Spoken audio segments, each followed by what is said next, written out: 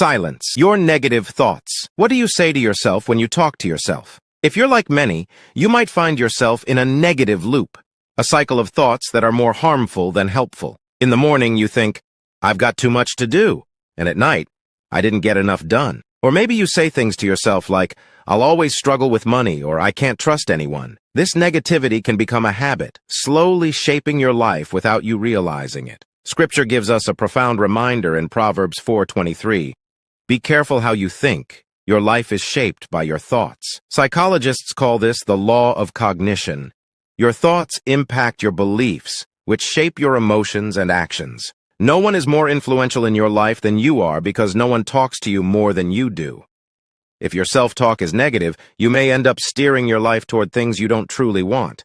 Fortunately, we're not powerless in this. Romans 8:5-6 says, the mind governed by the flesh is death, but the mind governed by the Spirit is life and peace.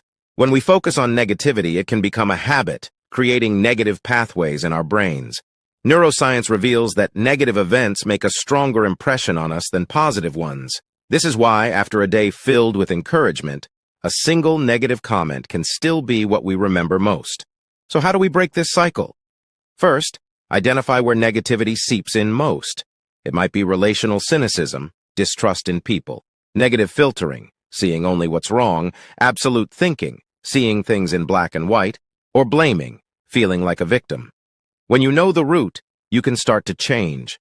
Consider David in 1 Samuel 30. Facing a devastating loss, he found strength by turning to God, not himself. David encouraged himself in the Lord, Scripture says. Psalm 103 shows us how he reminded himself of God's goodness, mercy, and past faithfulness, transforming his mindset. We can choose to focus on God's truth, rewriting our negative loops into positive, God-centered affirmations. Shifting our thoughts isn't easy, but with intention and the power of God's Spirit, we can be transformed by the renewing of our minds.